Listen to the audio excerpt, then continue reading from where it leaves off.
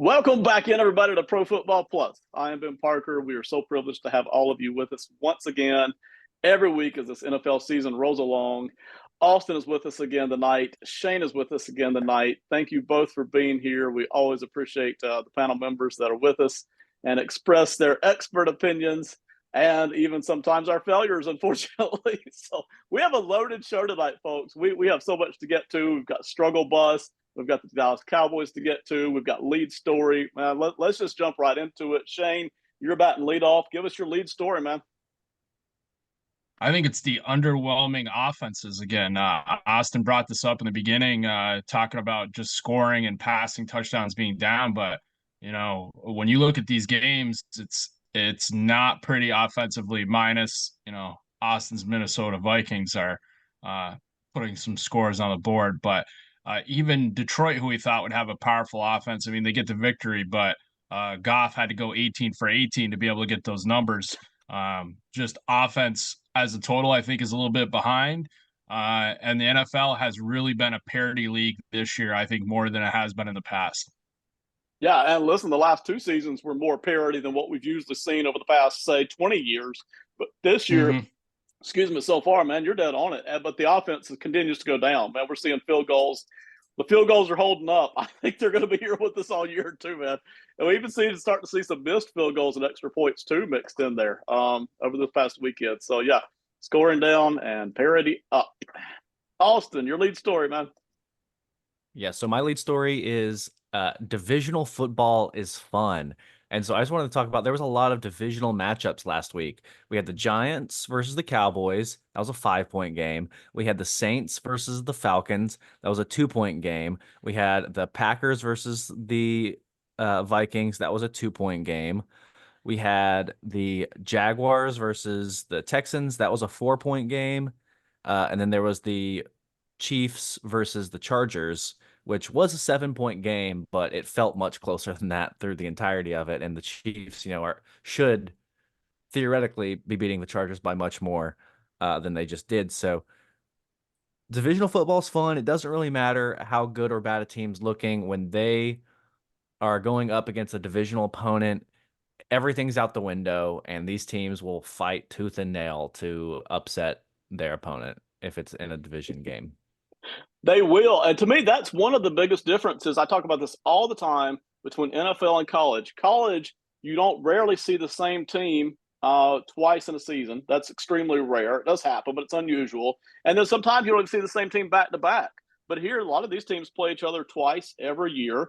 And in college, man, these players rotate every 4 or 5 years, and even the stars are only there for 2 or 3 years. But in the NFL, it's a laboratory. You get to kind of work on the same people and exploit their weaknesses over the course of 5 to 10 years. So, man, a lot fewer secrets. A lot of people studying you when you're the biggest lab rat. A lot of people. So I love the divisional. There's at least 2 divisions, right, Austin, that are backloaded on division games. I mean, all at the end of the season. So you talk about some fun stuff coming up. It's coming. My lead story is the Commanders. Everybody's talking about it. It's not a secret, but boy, have they suffered for a long time. They're 3-1. They're winning games on the road. They're beating teams they probably shouldn't be beating. And Jaden Daniels has looked really good the past 2 weeks. Not just running the football, but also making throws in the passing game, producing offense up and down the field, and they're actually scoring. There are several offenses right now that are moving the football between the 20s, but they're not scoring. Over the past couple of weeks, the Commanders and Jaden Daniels have actually been scoring, and that is such a huge thing.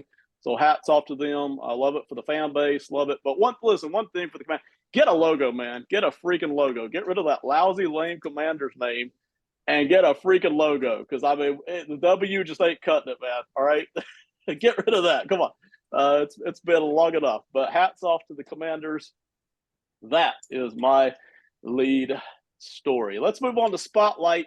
We love this segment every week in order to give attention to somebody who maybe isn't getting enough, or maybe we just think we want to give more to. So, Shane, who needs more attention? So for this one, I went as a group. When in doubt, put your backup in. Andy Dalton comes in, gets a victory for the Panthers. As we mentioned, the normal struggle bus team Flacco comes in for Levis as he invented new ways to have a turnover every week. Malik Willis has had to been in for Love. I think it's showing in the league that, if you have enough quarterbacks, you can put it. It also shows, though, sometimes we put a lot of pressure on offensive coordinators when you do put a person in that has a different skill set. Sometimes you can get better results out of it. This year it's happened. Normally it's always been a case of cheer for your backup. He's your favorite guy until he gets in and throws a pick. But this year, a couple of guys have been able to come in. Again, both of the ones that have done really well have some years under their belt. So it wasn't like you were throwing somebody to the wolves. So Yeah, agreed. I forget, it was 2 years ago, 3 years ago. Every once in a while, we get a kind of year of the backups, right? This appears like we're heading for some more of the same, not only through injury, but a couple of starters not looking good right now. Maybe just a matter of time before the backup starts trickling in to get some PT there. Austin, who needs more spotlight? It feels weird saying the first overall draft pick needs more spotlight, but I feel like not enough people are talking about Caleb Williams. He looks really good, and the numbers don't jump off the page. And I have a real problem with this Bears offense. I don't want to get too into the weeds with it, but there's a true effort issue with the man they paid to be their guy at receiver. I genuinely think he's got an effort issue, and it glares on tape when you watch it. Keenan Allen has lost a step. You're dealing with Rome Odunze, who is a rookie in his own right, who's still learning, an NFL offense. And I don't love the play calling. I think there's a lot stacked up against Caleb. This was supposed to be, the most cushy, sort of easy role for a number one quarterback ever, but he's dealing with massive O-line issues, especially up the middle. Yeah, it's not a great situation. It's not the situation that everybody thought it was going to be, but Caleb's turning it into a pretty good football team. We just saw them get a quality win last week. And so I just want to talk a little bit more about how Caleb Williams is not being helped by this great surrounding situation, but is uplifting a mediocre at best surrounding situation. Totally agree, because right now, what I thought was going to be pretty good talent to work with looks closer to Panther level talent than it does Texan level talent at the moment. And that may change. But that offensive line, they've tried for the past 2 or 3 years to add in good draft picks and free agents, and it just hasn't developed yet. So for now, Caleb Williams doesn't have as much to work with as we thought. But you're right, the yardage is there, and last week the points were there. So love it. I'm going to segue that right into my needs more spotlight, and it's actually still the Chicago Bears. I'm going with Jaquan Brisker this week, though, defensive back for the Bears, who had himself a game in the win against the Rams. He had 1 sack, 1 quarterback hit, 1 pass defense, 1 interception, and 12 total tackles. That's all from your defensive back. He's not even the guy in the defensive backfield who gets the most attention, but he's been solid, and he had himself a heck of a game there in the Bears' victory. So hats off to Jaquan Brisker. Really, really excellent work. All right. I think we're going to roll right on here. Give me 1 second to share screen, and we're going to roll into the bragging segment. Next week, we're going to tell how we maybe been wrong a little bit, maybe eat a little bit of crow or humble pie.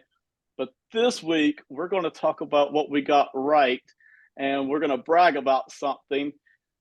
Look at this. We got a special guest tonight, Andy Lohman. Can you hear me, buddy? Loud and clear. How are we doing, gentlemen? Man, I'm doing great. Austin and Shane, I don't know if y'all have actually met Andy in person before, but this is Andy Lohman from our network, because CONCACAF. Andy, welcome aboard, man. Great to be here. I appreciate you having me. As Ben mentioned, I'm the co-host of Because CONCACAF on the Box Score Network. We are a soccer podcast. We talk about soccer in the region of North and Central America and the Caribbean, and we revel in the chaos that produces. In many ways, this podcast is a love letter to American soccer and all the absurdities that come with it. So we cover U.S. men's and women's national teams and all the competitions that they're in. Obviously, World Cups and Olympics are big, but especially regional competitions, Cup America this past summer, Gold Cup and Nations League. Then also club competitions like CONCACAF Champions Cup, MLS, the NWSL, and Liga MX. And I personally enjoy trying to find just the most obscure stuff that I can. Ben has asked me to provide some trivia this evening. So the question I'm going to pose to you guys In And 2024, just so the audience knows, I'm sorry, Andy, I didn't tell Austin or Shane that you were coming on board, and I don't know what the trivia question's going to be. So we dropped Andy in here, parachuted him in behind enemy lines, and he's going to drop us a trivia question. It's going to give us multiple choice, and we'll do our best at it. Shane and Austin, does that sound okay? Yeah. All right. Lay it on us, Andy. all right. So in the year 2024, there are 29 Major League Soccer teams. How many of those share their primary home stadium with an NFL team? And I'll give you a couple caveats here. Earlier this year, Sporting Kansas City, when they hosted Lionel Messi and Inter Miami, they played that game at Arrowhead for the, obviously the higher attendance draw, but that's not their normal home stadium. So that does not count. The other one I'll give you as a freebie.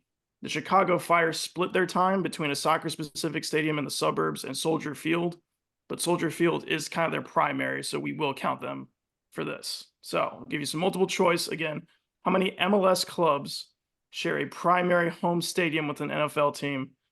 Is it A, 1, B, 3, C, 5, or D, 7? Okay, Shane always goes lead off. So Shane, I actually wrote my answer down here, and it is one of those 4. So at least I have a decent, respectable guess here. But Shane always gets to go first. So Shane, I'm gonna write my guess down too. Okay, it's 1, 3, 5, and 7. Is that right, Yep. Andy? Okay, all right. Bonus points Shane? if you can name them afterwards too. So I will say Andy eliminated one of the ones that I had known in advance. So my first guess was 4, but I'm going to go with 3 as my guess. All right, Austin, you're next, man. I couldn't even name 3 MLS teams, but that is the guess I went with. I put B down. Okay, my impulse was 5. I'm tempted to go 3 here, but I'm gonna stick with 5 because that's what I wrote on my hand here. I'm gonna go with 5, and Andy, tell us how right or wrong we are. Great instinct. The answer is 5. All right. Guesses as to which teams and stadiums those are. Oh man. Okay, no, I have no clue, but maybe we each toss out a guess and see if we get any of them right. Okay. Shane, you got a guess first? You're always lead off. I believe, well, I think 2 of these teams, it might be a cheap one on this one, but at the Meadowlands, I believe you have a couple of MLS teams that have shared that stadium before. I think at points in their history they have, but at this point, both New York teams have their own stadium. Have their own, yeah. All right, Austin. I don't even know if there is a MLS team in this city. I'm gonna say Hard Rock Stadium in Miami. Inter Miami has their own stadium, so they do not play every week. Okay. Chase Yeah, Field see, plays. I know the ones that are out at, like, Nashville has theirs. You have Austin just built a brand new stadium. Portland. I know most of the teams that used to be part of the NASAL. I was a Rochester Rhinos fan for a while, so here you go. Oh, I love that. 1999 U.S. Open Cup champions, Rochester Rhinos. That is correct. That is correct. I got to work for him in 2000, so I got to just see the celebration. That's awesome. Austin, I think we're just listening to these 2 guys speak Greek right now, aren't we? Yeah, I don't know any of the things that they're talking about. Hey, good note, though, if you want to really combine sports here, Steve Nash's brother was on those Rochester Rhinos teams because his father was also a professional soccer player. So there you go. You can combine NFL, NBA, and Major League Soccer all in one shot. That's a fantastic. I knew Steve Nash was had a soccer background. I didn't realize his brother played pro. That's awesome. Deep dig, Shane. All right, Andy, I'm gonna give a guess, and then we're gonna let you out of here, man. I'm just gonna throw it out there. The Los Angeles stadium that's got the 2 football teams sharing. I'm gonna guess the soccer team is sharing that. Nope, 2 LA teams, and they each have their own stadiums. So the ones that share with an NFL team. So we talked about the Fire and the Bears at Soldier Field. Atlanta United shares Mercedes-Benz with the Falcons. Charlotte FC shares Bank of America Stadium with the Panthers. The New England Revolution, who are also owned by Robert Kraft, share Gillette Stadium with the Patriots. And the Seattle Sounders, who at one point were an NASL team as well, share Lumen Field with the Seahawks. I would have never guessed the Patriots Stadium. That would have been like my last guess of the whole freaking Ironically, NFL. They've never won MLS Cup. Like, you have the Patriots and, this huge dynasty, and the Revolution suck and never win anything. It's a really weird dynamic.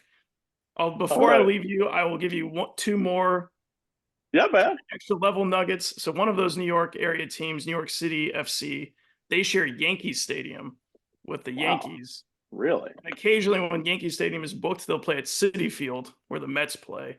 But they did recently announce plans for like their own actual soccer-specific stadium in 2027, so that's coming soon. And then the Vancouver Whitecaps are friends to the north.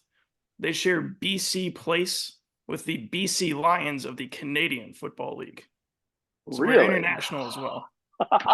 The goalpost up front in Canadian football? Does that not like I think come it into is, but play I at think all? the field is bigger in general. Like you get like Okay. the 20-yard deep end zones. You get like the points for attempting the field goal. The Yeah. CFL is It's a weird great place.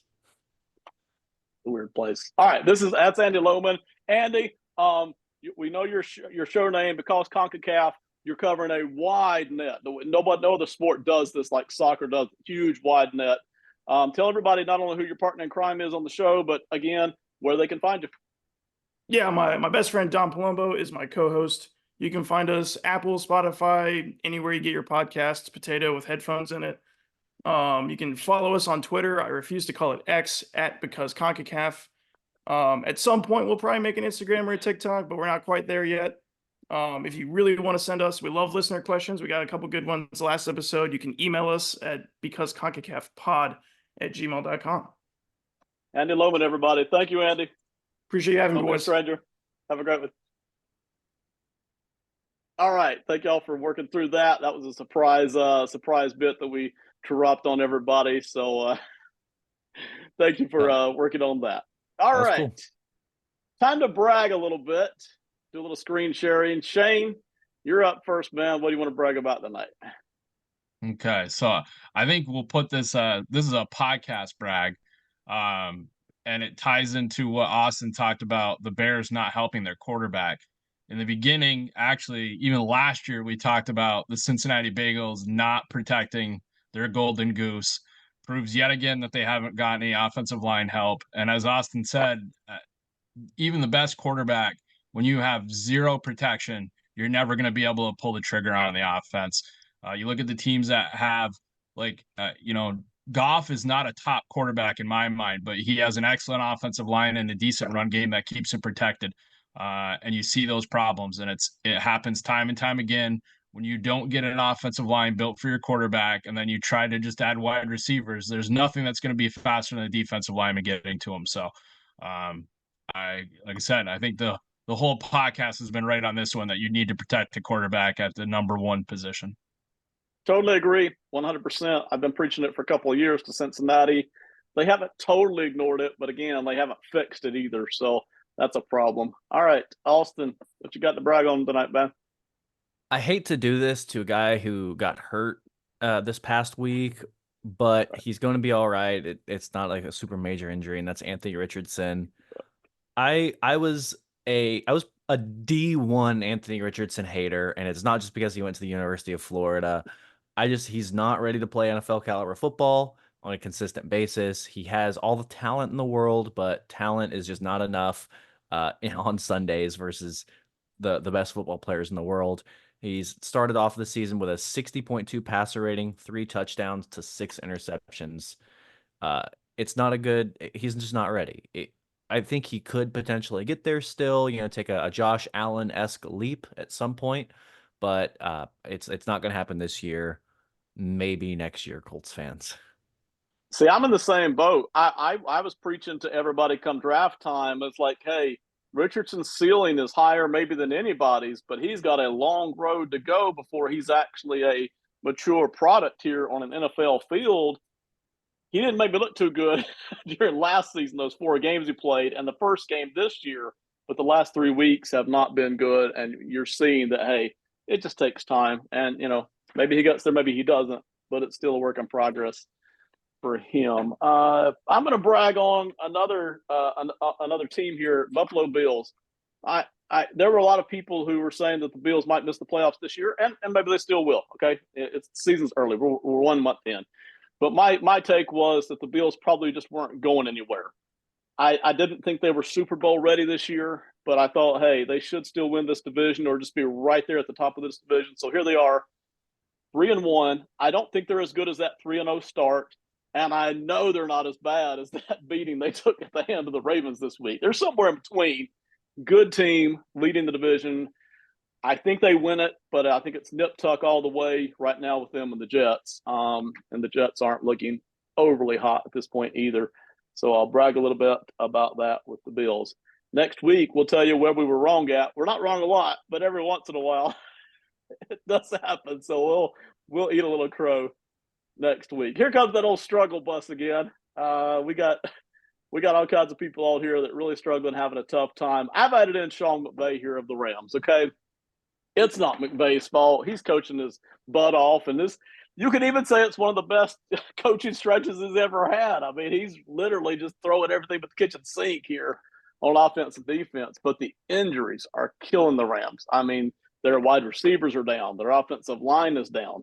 They didn't have a lot of depth in the first place, to be honest about it. They could not afford these injuries, and they're just getting a whole rash of them, kind of like what we saw with the Ravens 2 and 3 seasons ago. I mean, they are just getting killed right now. So Sean McVay has got a seat on this passenger bus. They're 1-3. I don't know when they're getting some of these people back. It may be several weeks, and it may even be one of them doesn't come back at all this season. So he's on the struggle bus along with a whole host of other people that we put on here. We're hoping to vote some of these people off here over the next few weeks, but right now they're all still on. Shane, who else is struggling? I'm going to put Robert Saleh to join the coach's struggle bus. We talked about it before. I think the Jets are a sinking ship. It's just not coming together. And I think that the time for them has already passed. You're starting to see more infighting. The offense hasn't clicked yet. The defense hasn't played up to what it could have from the years past. And like you said, I think it's a tight Eastern run. Patriots have been menial. Bills have the ability to score points. Can they shut anybody down? Miami is going to score points. Can they stay healthy? I think the Jets are going to fall by the wayside. Yeah, and listen, I hate that because I'm rooting for the Jets here. Not to win a Super Bowl, but just to have a good year, have some hope. And I just wasn't convinced that Robert Saleh was the guy. Dadgummit. Listen, 4 years from now, he's going to be ripping people up as a defensive coordinator. But as head coach, I just don't see it, man. I just don't see it. Austin, who else are we going to put on the struggle bus? This isn't as much of a person per se as, you know what? Likes being public on social media is on the struggle bus right now. If you'll remember a few weeks ago, Twitter decided to make likes or give you users the ability to private their likes, and Instagram unfortunately did not follow suit, and that has caused Davante Adams to request a trade. If you don't know what happened, Sports Illustrated made a post on Instagram saying, "Don't be surprised if Davante Adams has already played his last game with the Raiders." And you know who liked that post? Head coach of the Raiders, Antonio Pierce. And you know who saw that his head coach liked the post saying he was probably done? Was Davante Adams. And you know who immediately requested a trade was one Davante Adams. So, just if you're hiring a young coach, maybe make sure he's not on Instagram. Make sure he only uses Twitter where he can keep those likes private. It doesn't get any better than that, right? I mean, just can't make some of this crap up. I love it. Quick note for myself. I think I saw today that the asking price for the Raiders was somewhere around the second-round pick. There is a cap consideration here with Adams, but if you're a team that can't afford it over the next couple of seasons, I would trade him. I would trade for him in a heartbeat. I would let go of that second-round pick just like that if I needed a receiver and I could afford it cap-wise without, really putting a burden on my cap. But it doesn't get any better than that. By the way, do I put X on the struggle bus or Instagram on the struggle bus? Probably Instagram. Okay. Or leaving the likes public, Stan. That's L. You got to get with the times, old man. All right. The only thing about that is I wouldn't put it by that Antonio Pierce brought his phone right over to Davante Adams and said, "Look at this, my man. If I can't get rid of you, somebody will." Because I think him and Pierce have, as much as he didn't like what was going on with the offense before, I think Pierce does not handle the talking outside of the office and trying to placate people and saying like, no, I don't want to be out. Like, if you don't want to be part of the Raiders, then Pierce is like, that's fine. We can get rid of you. I'm the one that stuck around. We'll just get rid of you. All right. Brian Dable's going to drive this bus on off. McVay's on it. Instagram will be on it. Robert Saleh's on it. I'm hoping Kirk Cousins and Caleb Williams can play their way off of it. I think they will over the next couple of weeks here. And then we got some defenses still on it. So there goes the old struggle bus. Time for some scoreboard check here. Our Pro Football Plus championship. This is season 3, basically. Shane's at 100 points. I'm at 120. Austin's at 60. None of us are setting the world on fire here, considering we all started at 100. So we're all batting around 500, give or take. But that's where it's sitting. Let's get on here with a couple of picks. Cowboys and Steelers. Cowboys are 2-2. Steelers 3-1. It'll be on NBC Sunday night. Last I checked, and these lines all changed, so double check your lines before you drop any money on it. Last I checked, it's Steelers 2.5-point favorite. Shane, who do you like? I'm going to go with the Steelers on this. Not so much that I'm enamored with how they just played, but that I think the Cowboys are not picking up the steam anytime soon.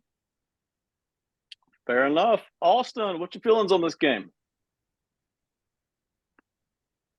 This one's really tough for me. My gut tells me to just take the Steelers, but I'm going against that. I think the Cowboys are going to start. They're going to have to start playing better football at some point. The division's wide open right there, and I think they're going to want to take advantage. Give me the Cowboys. All right. I like it, and I'll probably surprise you both here. I'm going to go Cowboys too. I don't think there's a great difference in how good these two teams are, and I know the Steelers are playing at home. And the national media is going to make a huge deal out of whoever loses this game because it's a highly visible game with two brands, especially if the Cowboys lose. But I don't think we've seen the Cowboys play their best football yet this year. And that defense, I feel like, has to kick in at some point with the pass rush and with making some plays because this was one of the best defenses in football for most of last year. I feel like it has to step up at some point.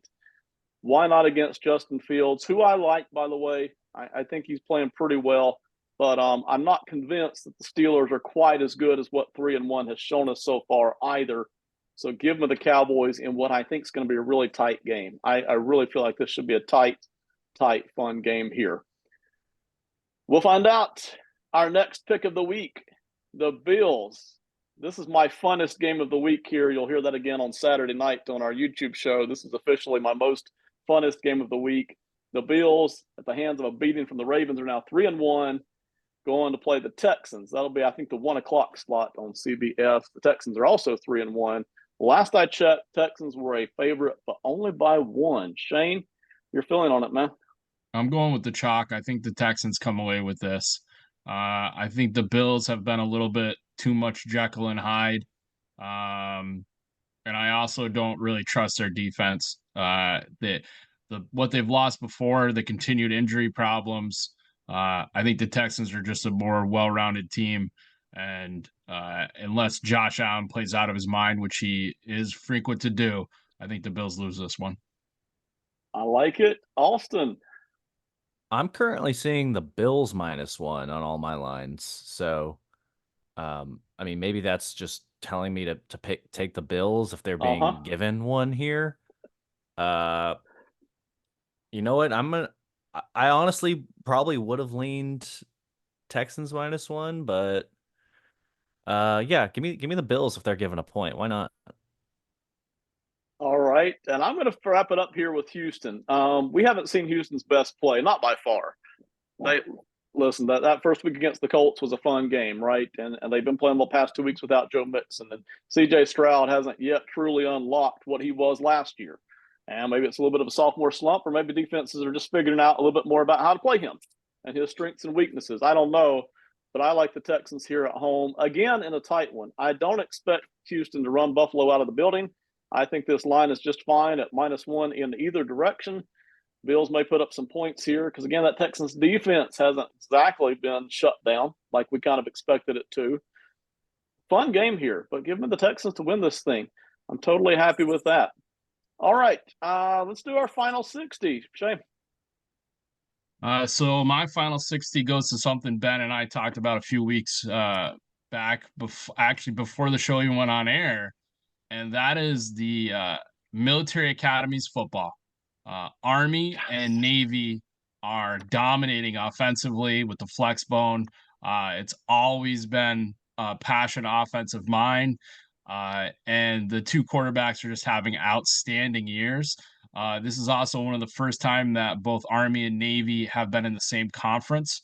So there's a chance that they can play in not only their conference championship, but then also play in the traditional Army Navy game in December. So I am one that is all for that. I love to see the academies. It's a stand up for, our nation's military services, but also for those players that play at a Division I level without a scholarship in the traditional sense. And with white requirements, the offensive line for those guys, I love watching that, the way that they can position and attack. And it's something that you don't see enough of. So when your defense is one of the top 25 and you have to play against those teams, you hate to see them at the end of the year. It's a pain in the butt, man. Good gosh. Even if you know you're 3 times as talented, it's a pain in the butt to go play those academies and their flex wish crap. All right. I do love it, though. I am rooting for those 2 games at the end of the season. I would love that because it would be quite a spotlight.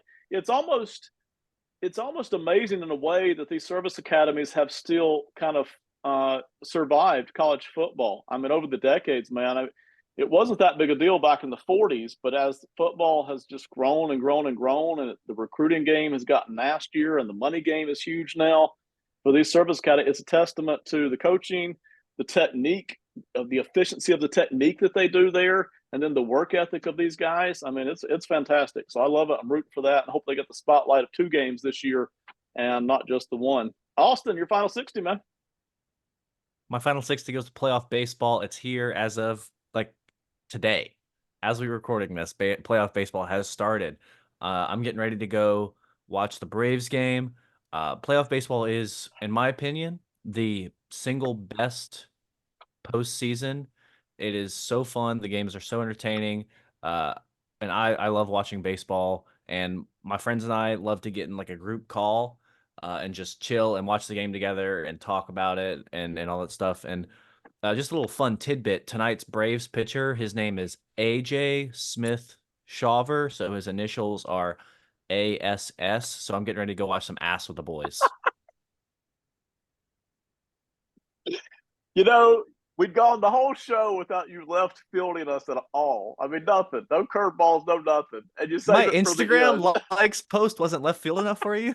Listen to Ben talk about left field as he brings somebody else on the podcast without talking to us about it. Yeah. This guy. Come on. Yeah. All right. Thank you for the ASS, Austin. I appreciate it. Right, but listen, playoff hockey to me is just as intense and emotional as playoff baseball, but it's not as romantic for me because I grew up on the baseball side of things right here in the South.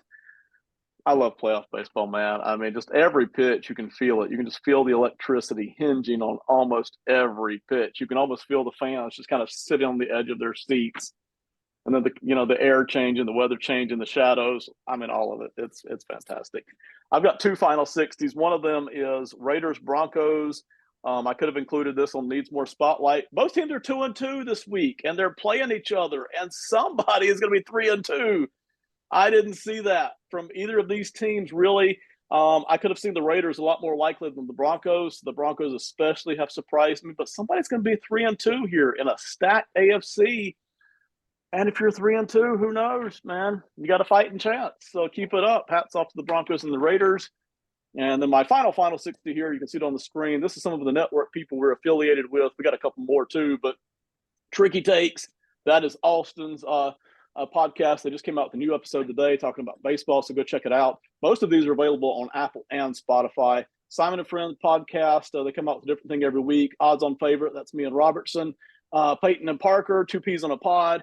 And then Because CONCACAF, that's Andy's show, and it was just on here as a guest a little bit earlier. So go check all of them out. They're on Apple and Spotify. We do a really good job across the board. All right, anything else from anybody before we shut it down? All right. Listen, everybody, appreciate y'all being with us. Appreciate y'all watching. And I hope everybody has a great one. Thank you to our panel. Have a great one. Goodbye.